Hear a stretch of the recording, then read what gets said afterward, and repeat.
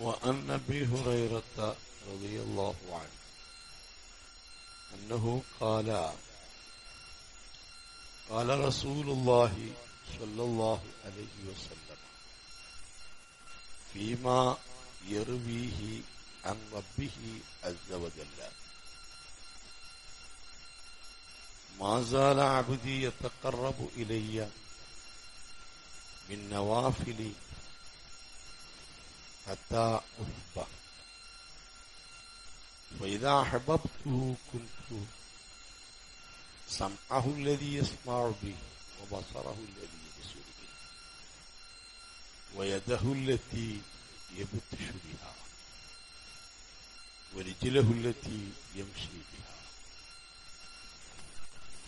وإن سألني لأعطينه وإن استعاذني لأعيذنه. ആദരവായ റസൂലുള്ളാഹി സ്വല്ലല്ലാഹു അലൈഹി വസല്ലമ തങ്ങൾ നമ്മെ സ്നേഹിച്ചു.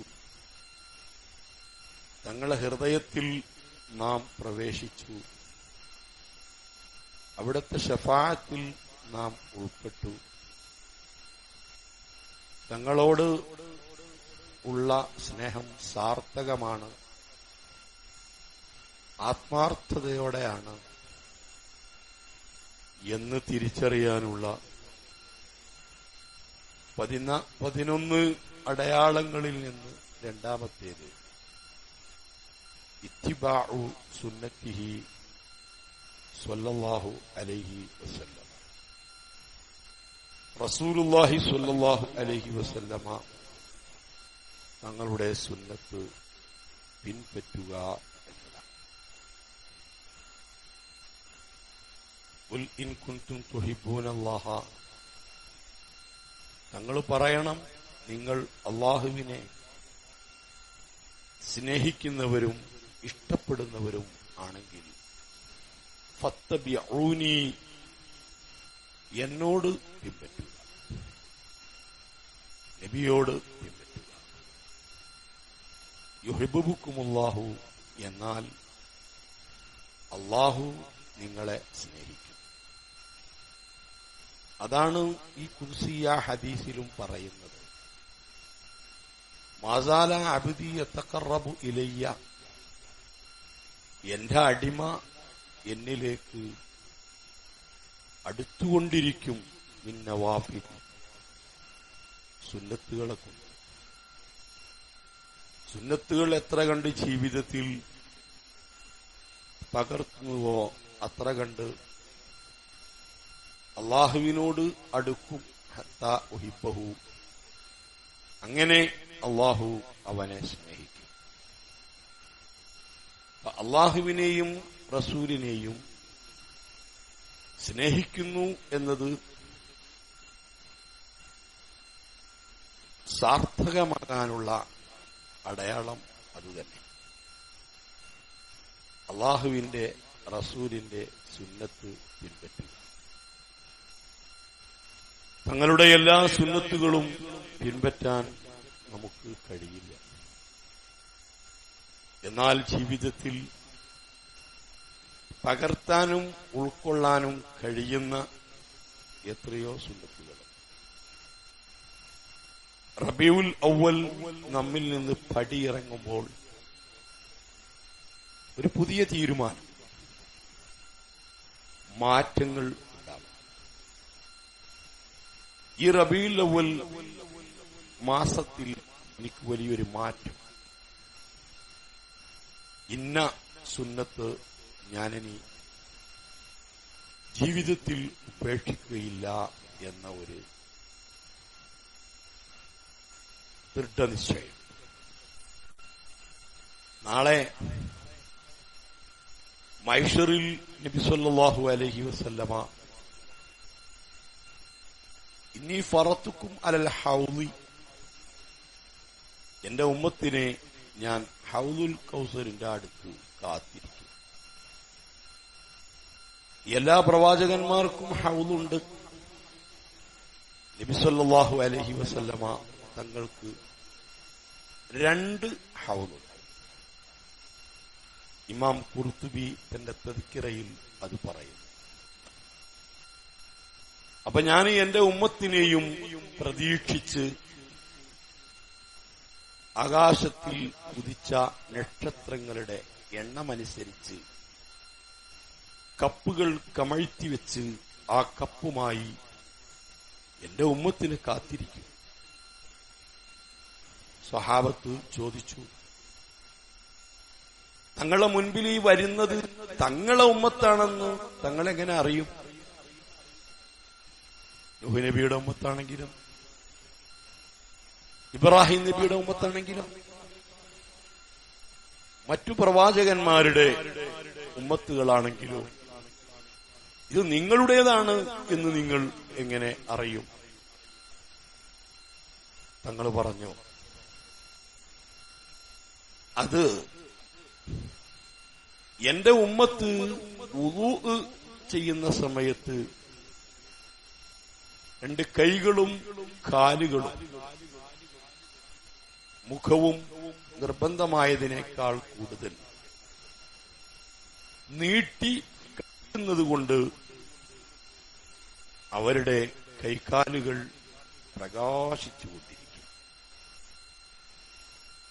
അതുകൊണ്ട്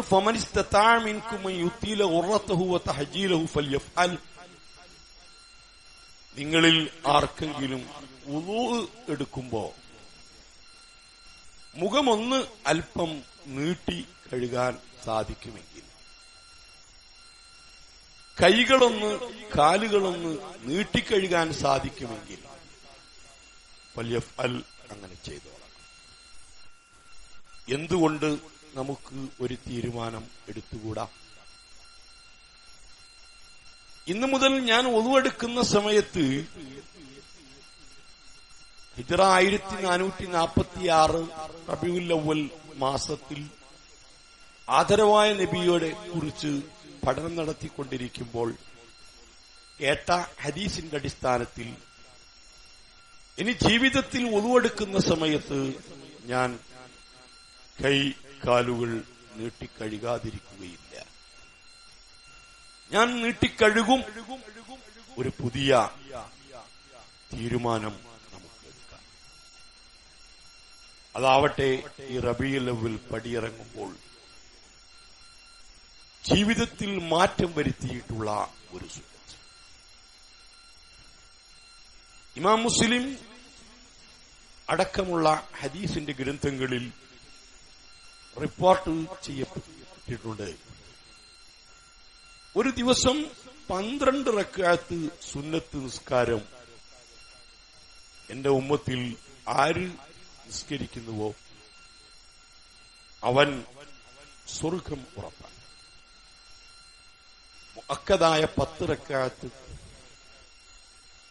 പിന്നെ ളുഹറിന്റെ മുമ്പ് 2 ഉള്ളത് ഒരു 4, ഇങ്ങനെ 12 റക്അത്ത്. ആ 12 റക്അത്ത് സുന്നത്ത് നിസ്കാരം ഒരാൾ നിസ്കരിച്ചാൽ അവൻ സ്വർഗത്തിൽ കടക്കുമെന്ന് ഉറപ്പാണ്. ഈ ഹദീസ് റിപ്പോർട്ട് ചെയ്തിട്ടുള്ള ഉമ്മ ഹബീബ റളിയല്ലാഹു അൻഹ പറയുന്നു, മുത്തുനബിയാ പറഞ്ഞത് ഞാൻ കേട്ട അന്ന് മുതൽ ഇന്നുവരെ ഈ 12 റക്അത്ത് ഞാൻ ഒഴിവാക്കിയിട്ടില്ല എന്റെ ജീവിതത്തിൽ. മഹാനായ അംബസത്ത് റളിയല്ലാഹു അൻഹു ഉമ്മു ഹബീബയിൽ നിന്ന് ഈ ഹദീസ് റിപ്പോർട്ട് ചെയ്തത് അംബസത്ത് റളിയല്ലാഹു അൻഹു. അവര് പറയുന്നു, ഞാനത് കേട്ടത് മുതൽ പിന്നീട് എന്റെ ജീവിതത്തിൽ 12 റക്അത്ത് റവാത്തിബ് ഞാൻ ഉപേക്ഷിച്ചിട്ടില്ല. തീരുമാനമാണ്. അംബസത്ത് റളിയല്ലാഹു അൻഹുവിൽ നിന്ന് റിപ്പോർട്ട് ചെയ്തിട്ടുള്ള എല്ലാ താബീങ്ങളും താബീങ്ങളും പറയുന്നു, ഞങ്ങളത് കേട്ടത് മുതൽ പിന്നീട് 12 റക്അത്ത് റവാത്തിബ് ഒരു ദിവസം ഉപേക്ഷിച്ചിട്ടില്ല. നമുക്കും അങ്ങനൊരു തീരുമാനമെടുക്കാം. ഈ റബീഉൽ അവ്വൽ മാസം പടിയിറങ്ങുമ്പോൾ ഇല്ല 12 റക്അത്ത് റവാത്തിബ് സുന്നത്ത് നിസ്കാരം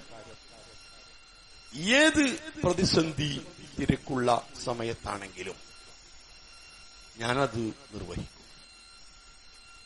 ഒഴിഞ്ഞാൽ തന്നെ ഖളാ വിട്ടു എന്നൊരു പുതിയ തീരുമാനം അത് നബി സല്ലല്ലാഹു അലൈഹി വസല്ലമയുടെ ഹൃദയത്തിൽ നാം കടന്നുകൂടിയിട്ടുണ്ട് എന്നതിന്റെ ഒരു അടയാളം. എന്തെല്ലാം തീരുമാനമെടുത്തത് ഓർമ്മയുണ്ട്? ആദരവായ റസൂലുള്ളാഹി സ്വല്ലല്ലാഹു അലൈഹി വസല്ലമ ഭക്ഷണം കഴിക്കുന്ന സമയത്ത് വലതു കൈ കൊണ്ടേ കഴിച്ചിട്ടുള്ളൂ. കുടിക്കുന്ന സമയത്ത് ഇടത് കൈ കൊണ്ടേ കുടിച്ചിട്ടുള്ളൂ. അവിടെ നിന്ന് നിർദ്ദേശിച്ചതും കുൽ ബിയമീനിക, വലത്ത് കൈകൊണ്ട് തിന്നണം, വലത് കൈകൊണ്ട് കുടിക്കണം. കയ്യിലെയും കാലയും ഓരോ അഭിപ്രായങ്ങളും ന്യായങ്ങളും നോക്കി ജീവിതം മുന്നോട്ട് കൊണ്ടുപോയാൽ പരാജയപ്പെടും എന്ന് മഹാനായ സയ്യിദ് ബക്കിരി അവിടുത്തെ ഈ ആനത്തിൽ പറഞ്ഞതാണ്.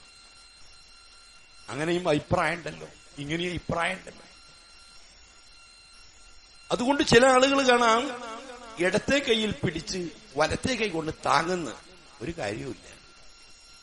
എന്താണ് വെള്ളം കുടിക്കുമ്പോൾ ഞാൻ എന്റെ വലത് കൈ കൊണ്ടേ കുടിക്കൂ എന്നൊന്ന് തീരുമാനമെടുത്താൽ, ഞാൻ കഴിക്കുമ്പോൾ വലത്തെ കൈ കൊണ്ടേ കഴിക്കൂ. എന്റെ ഹബീബായ തങ്ങൾക്ക് അതാണ് ഇഷ്ടം, അതാണ് നിർദ്ദേശം. വലത്തെ കൈകൊണ്ട് കുടിക്കുന്നതിന് പകരം, കഴിക്കുന്നതിന് പകരം ഇടത്തെ കൈകൾ പിടിച്ച് ഒരു ചെറിയ താങ്ങ് കൊടുത്താൽ ആ സുന്നത്ത് ലഭിക്കുകയില്ല. എന്തുകൊണ്ട് വലതു കൈ കൊണ്ട് കുടിച്ചുകൂടാ? മാത്രമല്ല, ഒരാൾ അങ്ങനെ വലതു കൈ കൊണ്ട് കുടിക്കുമ്പോ മറ്റൊരാൾ ട്രോൾ ചെയ്യാൻ പരിഹസിച്ചു,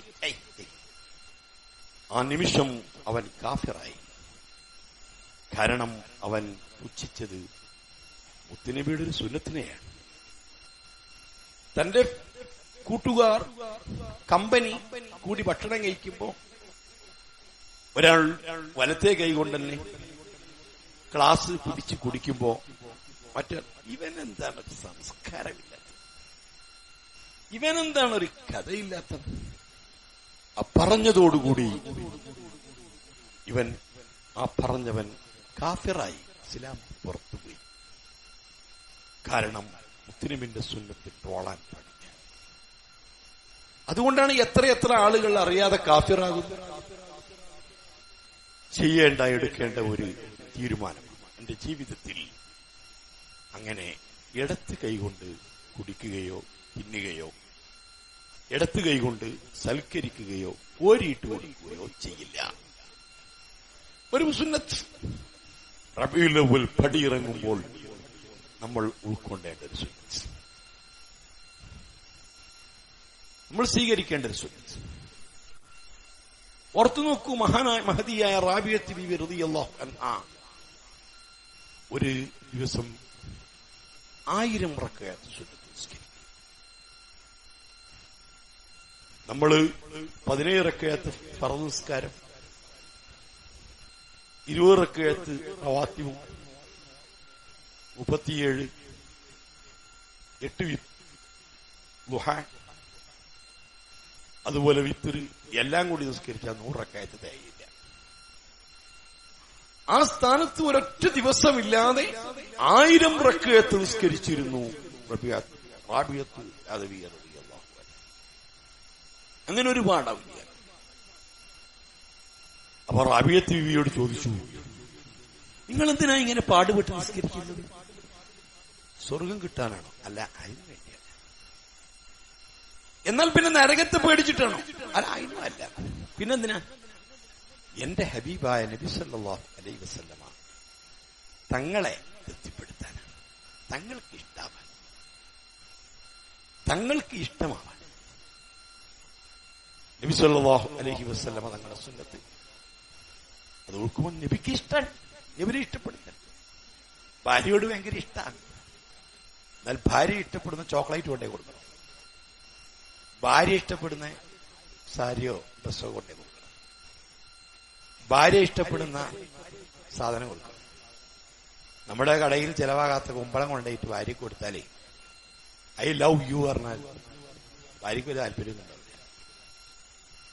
ആദരവായ റസൂലുള്ളാഹി സ്വല്ലല്ലാഹു അലൈഹി വസല്ലം നിങ്ങൾക്ക് ഇഷ്ടമുള്ളത് ചെയ്യണം. അപ്പോഴാ മുത്തുനബിയെ സ്നേഹിക്കുന്നു എന്ന് സാർത്ഥകമാകും. എന്താ ഇതിനൊക്കെയുള്ള തടസ്സം? എന്താ ഇതിനൊക്കെയുള്ള പ്രയാസം? ജീവിതത്തിൽ ഇങ്ങനെയൊക്കെ ഒരു തീരുമാനമെടുക്കുന്നത്. ഞാൻ നേരത്തെ ഓർമ്മപ്പെടുത്തിയതുപോലെ മഹാനായ ശൈഖ് സക്കരിയ അൽ അൻസ്വാരി 100 വയസ്സ് ജീവിച്ച ആളാണ്. ആ 100 വയസ്സിലും അദ്ദേഹം രാത്രിയിൽ 100 റക്അത്ത് നിന്ന് നിസ്കരിക്കും. അവരെ ശിഷ്യനാണ് ഇമാം ഷഅറാനി റളിയല്ലാഹു അൻഹു. അപ്പോൾ ശൈഖ് സക്കരിയ അൽ അൻസാരി നിസ്കരിച്ച് ഇങ്ങനെ വീഴാൻ പോകും, ആടിയിട്ട് ഇങ്ങനെ വീഴാൻ പോകും, നിൽക്കാൻ കഴിയൂല. അപ്പൊ ഷഹറാനി ചോദിക്കും, ഉസ്താദ് ഇങ്ങനെ പാടുപെടണം, ഉസ്താദിന് ഈ സുന്നത്ത് നിസ്കാരം ഇരുന്ന് നിസ്കരിച്ചൂടെ? ഇരുന്ന് നിസ്കരിച്ചാൽ മതിയല്ലോ. അപ്പോ മഹാനായ സക്കരിയ അൽ അൻസാരി തങ്ങൾ പറഞ്ഞ മറുപടി കേട്ടാൽ ജീവിതത്തിലൊരു മനുഷ്യൻ ഇരുന്ന് നിസ്കരിക്കില്ല. സുന്നത്താപ്പേ പറയും, എന്താ ഞാന് ഇരുന്നു കൊണ്ട് സുന്നത്ത് നിസ്കരിച്ച് അന്ന് മരിച്ചാൽ നാളെ എന്റെ നന്മകൾ എഴുതപ്പെടുന്ന ഏടുകൾ തരുമ്പോൾ സ്വല്ലാ ഖാഇദൻ ഇരുന്നാണ് നിസ്കരിച്ചത് എന്ന് എന്റെ കേട്ടിലുണ്ടാവില്ല. ഒരു കുറവല്ലേ അത്? ഒരു ആവേശത്തിന്റെ കുറവല്ലേ അത്? നാളെ മഹ്ശറിൽ വെച്ചുകൊണ്ട് നന്മകൾ എഴുതി ഏടുകൾ വായിക്കുന്ന സമയത്ത് ശൈഖ് സക്കരിയ അൽ അൻസ്വാരി 100 വയസ്സായ സമയത്ത് ഇരുന്നാണ് നിസ്കരിച്ചത് എന്നതല്ലേ ലാസ്റ്റ് ഉണ്ടാകുക. എത്ര ഒരു മോശം, ഒരാവേശമില്ലാത്ത പരിപാടി. അതുകൊണ്ട് ഇല്ല, മരിക്കുന്നത് വരെ നിന്ന് നിസ്കരിച്ച ആളാണ് മഹാനായ. നിങ്ങളിൽ പല ആൾക്കാരും മദീനയിൽ പോയിട്ടുണ്ടാവും, ഹുജറത്തു ഷരീഫ കണ്ടിട്ടുണ്ട്. ഹുജറത്തു ഷരീഫയിൽ മുത്തുനബി സ്വല്ലല്ലാഹു അലൈഹി വസല്ലമ തങ്ങളുടെ ഖബറു ഷരീഫ്, അതാണ് ഒന്നാമത്. വഴിക്ക് വഴി 4 ഹോൾസുകൾ കാണാം. ഒന്നാമത്തെ ഹോൾ അത് കാലിയാണ്, അവിടെ ഒന്നുമില്ല. രണ്ടാമത്തെ ഹോളിന്റെ നേരെയാണ് മുത്തുനബിയുടെ തല. നമ്മളിങ്ങനെ പോകുമ്പോ ആ രണ്ടാമത്തെ ഹോളിന് നേരെ സലാം. മൂന്നാമത്തെ ഹോള്, ആ ഹോളിന്റെ നേരെയാണ് സിദ്ദീഖ് റളിയല്ലാഹു അൻഹുവിന്റെ മുഖം. അത് മുത്തുനബിയുടെ തോളിനോട്, നബിന്റെ തോള് അതല്പം താഴെയാണ് വെച്ചത്. അവിടുത്തെ 4ാമത്തെ ഹോളിന്റെ സ്ഥാനാണ് മഹാനായ സയ്യിദുനാ ഉമർ ഇബ്നുൽ ഖത്താബ് റളിയല്ലാഹു അൻഹുവിന്റെ തല, ആ മുഖം അതിന് നേരെ. 1, 2, 3 ഇങ്ങനെ ബാക്കിൽ ഇങ്ങനെ ഒരേ മാതിരിയല്ല. മുത്തുനബിന്റെ തോളിനോട് നേരെ സിദ്ദീഖുൽ അക്ബറിന്റെ തോളിനോട് നേരെ ഉമർ റളിയല്ലാഹു. ഇങ്ങനെ 3 ഖബറേ നമുക്കറിയും. എന്നാൽ ആ ഹുജറത്തു ഷരീഫയ്ക്കകത്ത് 4ാമത്തെ ഒരു ഖബർ ആർക്കും അറിയാത്ത, അത് ഇവിടെ ഈ മുന്നിലല്ല, ഇവിടെ പിറകില. മഹാനായ അബൂ ശുജാ അൽ ഇസ്ഫഹാനി റളിയല്ലാഹു അൻഹുവിന്റെ ഖബറാണ്. ഷാഫി മദ്ഹബിലെ മഹാപണ്ഡിതനാണ് അബൂ ശുജാ അൽ ഇസ്ഫഹാനി. 160 വയസ്സ് ജീവിച്ച ആളാണ്. ഈ 160 വയസ്സ് ജീവിച്ചപ്പോഴും താടി നരച്ചിട്ടുണ്ടായിരുന്നില്ല, തല നരച്ചിട്ടുണ്ടായിരുന്നില്ല. കേൾവിക്കൊരു കുഴപ്പമില്ല, കണ്ണിന് കാഴ്ചക്കൊരു കുറവില്ല. 100 വയസ്സായ ശേഷം ഇസ്ഫഹാനിൽ നിന്ന് അവർ മദീനയിൽ വന്നു. എനിക്ക് ഈ പള്ളിയിൽ ഒരു ഖിദ്മ ചെയ്യാൻ, ഒരു ഖിദ്മക്ക്. അപ്പൊ നബി സല്ലല്ലാഹു അലൈഹി വസല്ലമ തങ്ങളുടെ ഹുജറത്തു ഷരീഫ, ആ റൂം അത് അടിച്ച് വാരി അത് വൃത്തിയാക്കൽ ഈ വന്ധ്യംകരിച്ച ആളുകളാണ്. ഒരു പ്രത്യേക ടീമാണ്, അവർക്കാണ് അതിന്റെ അധികാരം. അന്നും ഇപ്പോഴും അങ്ങനെ തന്നെയാണെന്നാണ് എന്റെ ഓർമ്മ. സാധാരണ അല്ല, ഈ വന്ധ്യംകരിക്കപ്പെട്ട ഒരു പ്രത്യേകം ടീമാണ് ആ റൂം അടിച്ചു വാരി. ആർക്കും അങ്ങോട്ട് കടക്കാൻ കഴിയില്ല. ഈ അബൂ ഷുജാ അൽ ഇസ്ഫഹാനി തങ്ങള് അന്ന് ഭരിച്ചിരുന്ന ഭരണാധികാരിയോട് ആവശ്യപ്പെട്ടു, എനിക്ക് ഹിദ്മ ചെയ്യാൻ. അങ്ങനെ മദീനത്ത് പള്ളിക്ക് ഹിദ്മ ചെയ്ത് നിൽക്കുമ്പോഴാണ് അവർക്കൊരൊറ്റ പ്രാർത്ഥനയുള്ളൂ, മുത്തുനബിന്റെ ഹുജറയിൽ എനിക്കൊരു ഖബർ വേണം. തങ്ങളുടെ ഹുജറയിൽ ഒരു ഖബർ വേണം. ആ അബൂ ഷുജായി അൽ ഇസ്ഫഹാനി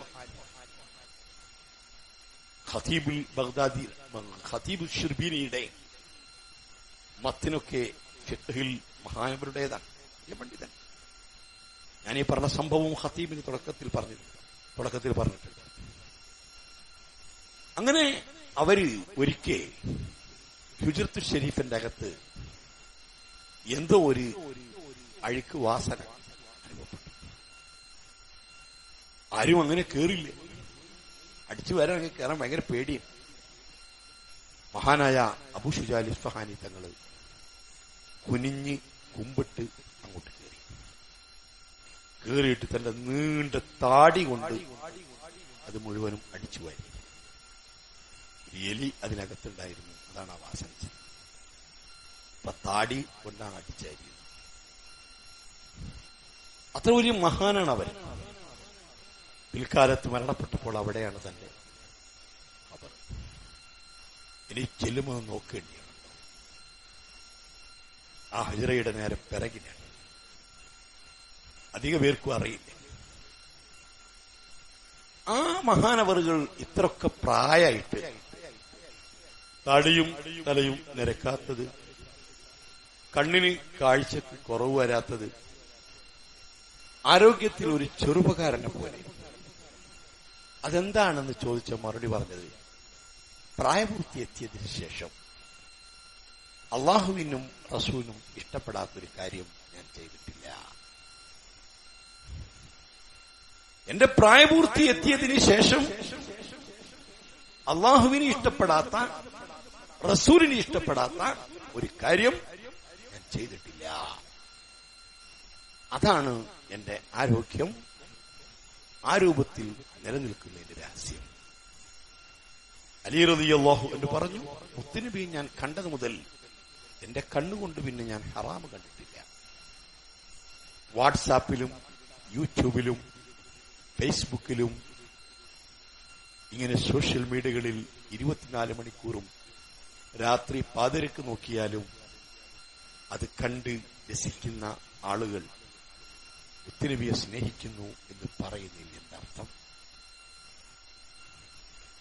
അവൻ തങ്ങളെ സ്നേഹിക്കുന്നു എന്ന് പറയുന്നതിൽ എന്താർത്ഥം? ഇല്ല, അവന്റെ കണ്ണിന് നിയന്ത്രണം ഉണ്ടാവും. തങ്ങളോടുള്ള സ്നേഹം സാർത്ഥകമാണോ, അവന്റെ കണ്ണിന് നിയന്ത്രണം ഉണ്ടാവും, അവന്റെ കാതിന് നിയന്ത്രണം ഉണ്ടാവും. എന്നാണ് റസൂലുള്ളാഹി സ്വല്ലല്ലാഹു അലൈഹി വസല്ലം തങ്ങളെ സ്നേഹിക്കുന്നതിന്റെ അടയാളം. തങ്ങളുടെ ഹൃദയത്തിൽ എന്ത് രാവും പകലുമില്ലാതെ, ആണും പെണ്ണുമില്ലാതെ, ചെറുതും വലുതുമില്ലാതെ ഈ യൂട്യൂബിലും ഫേസ്ബുക്കിലും കഥകളും അത് വായിച്ച്, അത് കണ്ട്, അതിന്റെ പിറകെ ഇവൻ റസൂലുള്ളാഹി റബീഉൽ അവ്വൽ പടിയിറങ്ങുമ്പോ എന്തെങ്കിലും മാറ്റം അവന്റെ ജീവിതത്തിൽ ഉണ്ടായിട്ടുണ്ടോ? എഴുതി വെച്ചോ? തീർത്തു പറഞ്ഞു, ഇല്ല. അവന് യാതൊരു മാറ്റവും ഉണ്ടായിട്ടില്ല. റബീഉൽ അവ്വൽ പടിയിറങ്ങുമ്പോൾ നമുക്കുണ്ടാവേണ്ട മാറ്റം. ഉസ്മാൻ റളിയല്ലാഹു അൻഹു അവിടുത്തെ കൈ കൊണ്ട് മുത്തുനബിയെ പിടിച്ചത് മുതൽ, മുത്തുനബിന്റെ കൈ ഞാൻ തൊട്ടത് മുതൽ എന്റെ ഗുഹ്യസ്ഥാനം പിന്നെ ഞാൻ തൊട്ടിട്ടില്ല. മുത്തുനബിന്റെ കൈ തൊട്ടാൽ, മുത്തുനബിന്റെ കൈ തൊട്ടാൽ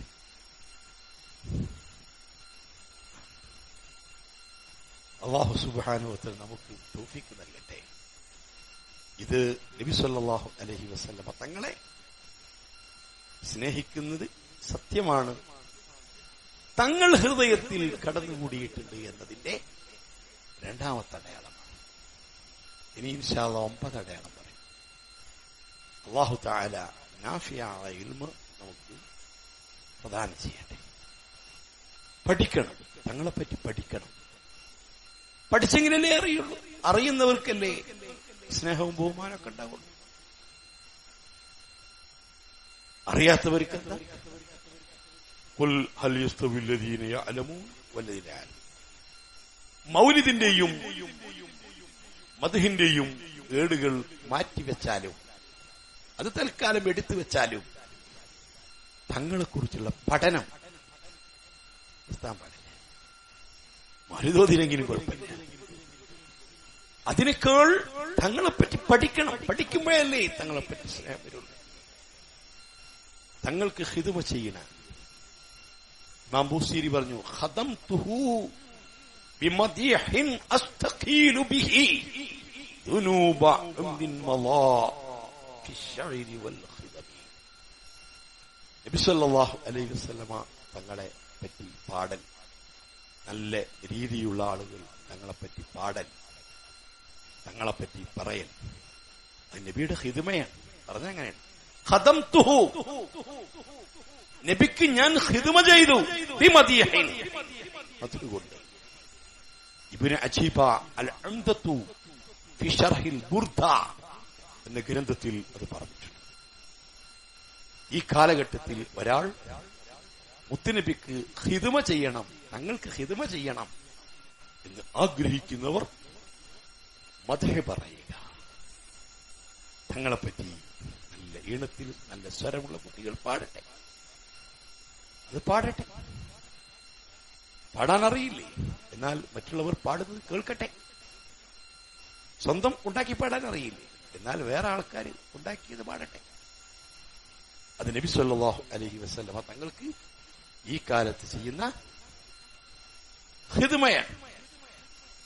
നബിക്ക് ഇപ്പോൾ നമ്മൾക്ക് ചെയ്യാൻ പറ്റുന്ന ഖിദ്മയാണ്, ഖിദ്മത്ത്. നബി സല്ലല്ലാഹു അലൈഹി വസല്ലം നമ്മൾ എത്ര പറഞ്ഞാലും പാടിയാലും കൊടുത്താലും നബി ഇങ്ങോട്ട് കാണിച്ച സ്നേഹത്തിന്റെ ഒരു ചെറിയ അംശം പോലും ആകില്ല. നമ്മൾ റബീഉൽ അവ്വൽ വന്നപ്പോ 2 പ്രാവശ്യം ചീരിഞ്ഞു കൊടുത്ത് പായസം കണ്ട്. ഞാനേ നബിയോടുള്ള സ്നേഹം കൊണ്ട് 2 പ്രാവശ്യം പായസം കൊടുത്തു. നബി സല്ലല്ലാഹു അലൈഹി വസല്ലമ 100 വീതം ഒട്ടകങ്ങൾ കൊടുത്ത 60 ആണ്. 100 ഒട്ടകം കൊടുത്ത എത്ര ആൾക്കാർ? 60. നമ്മള് ഒരു ചീരിഞ്ഞു കൊടുക്കുമ്പോ ഭയങ്കര സ്നേഹം. മഹാനായ മുത്തുനബി ഹുനൈൻ യുദ്ധത്തിൽ തങ്ങളുടെ കുതിരപ്പുറത്ത് ഇങ്ങനെ ഇരിക്കുകയാണ്, കാല് തൂക്കിയിട്ട് ഇങ്ങനെ ഇരിക്കുകയാണ്. ഞങ്ങനെ പറഞ്ഞാൽ കൂടെ പറഞ്ഞു. അങ്ങനെ ഇരിക്കുമ്പോ ഒരു പാവപ്പെട്ട സഹാബി, അയാള് ഒരു കട്ടിയുള്ള ചെരുപ്പാണ്, ഒരു ചെരുപ്പ് കുറച്ച് കട്ടി. ആ ചെരുപ്പ് കൊണ്ട് അറിയാതെ തങ്ങൾ തട്ടിപ്പോയി. അങ്ങനെ ഈ തിരക്കിൽ 2-3 വട്ടം തട്ടിപ്പോ തങ്ങൾ പറഞ്ഞു, സുഹൃത്തെ കാല് ഔഷധിക്ക് വേദന ആക്കിയ ജിന്നെ. എന്താ അത്? കാല് വേദനയാണ്. ആ കട്ടിയുള്ള ചെരുപ്പുണ്ട് തട്ടിയിട്ട്. ഇയാളറിയാതെ തട്ടിപ്പോയതാ. പക്ഷെ അയാൾക്ക് ഭയങ്കര പ്രയാസം, ഭയങ്കര പ്രയാസം. തങ്ങളെ ഞാൻ ചവിട്ടിപ്പോയല്ലോ. അയാൾക്കൊന്നും ഉറക്കം വന്നില്ല. സംഗതി അറിയാൻ കിട്ടിയത്. നബി സല്ലല്ലാഹു അലൈഹി വസല്ലം തങ്ങളൊന്നും പറഞ്ഞില്ല, പോയി. പിറ്റേന്ന് നബി സല്ലല്ലാഹു അലൈഹി വസല്ലമ ആ സഹാബിനെ വിളിപ്പിച്ചു. വിളിച്ചപ്പോ തന്നെ അയാൾക്ക് മനസ്സിലായി, ഞാൻ തങ്ങളെ വേദനിപ്പിച്ചത് കൊണ്ട് വല്ല നിയമം വന്നുണ്ടാവും, അള്ള വല്ലതും പറഞ്ഞിട്ടുണ്ടാവും. ബേജാറിന് കൂടി വിറച്ചു.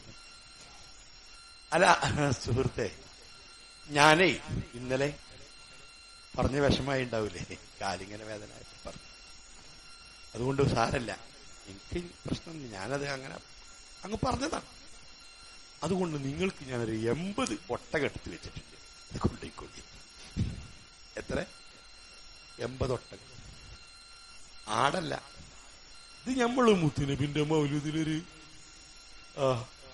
2 ആടർത്തിക്കിട്. ആടർത്ത പരിപാടിയാണ്. നമുക്ക് തോന്നും വലിയ പരിപാടിയാണ്. ഒരു പരിപാടിയല്ല. തങ്ങൾ ചെയ്തതിനോടും തങ്ങൾ നമുക്ക് നൽകിയതിനോടും തങ്ങൾ കാണിച്ച സ്നേഹത്തോടും നാം ആദ്യം മനസ്സിലാക്കണം. അപ്പോൾ നമുക്ക് മനസ്സിലാകും നമ്മൾ ചെയ്യുന്നതല്ല. നമ്മൾ ചെയ്യുന്നതിന് ഭയങ്കര എന്താ കൊല്ലത്തെ മീലാത് അറിയും. അതിന് കൺവീനറാരാ? പോയി പോയി പോയി കാര്യം ഞാനാ കൺവീനർ. അപ്പൊ തങ്ങൾ ചെയ്തത് അതിനോട് അത് പഠിക്കണം. അത് പഠിക്കുമ്പോഴാണ് നമ്മൾതൊന്നും അല്ലാതെ മനസ്സിലായത്. അല്ല ഞാൻ ഭയങ്കര ഞാന് മൗലൂദായി 200 ആളെ ആട കറുത്ത് 5 ആടുണ്ട്. തങ്ങളിലേക്ക് ചേർത്ത് നോക്കുമ്പോൾ അതൊന്നും അള്ളാഹു പരമാവധി തങ്ങളെ അറിയാൻ പഠിക്കാൻ, അതിനെ എപ്പോഴും പഠിക്കാൻ, തങ്ങളെ പറ്റി പഠിക്കാൻ, തങ്ങളെ പറ്റി അതാർക്കും അറിയില്ല, പഠിക്കാനൊന്നും കഴിയില്ല. അത് അറിയുള്ളൂ. അള്ളാഹു സുബ്ഹാനഹു വ തആല നമുക്ക് തൗഫീഖ് നൽകി.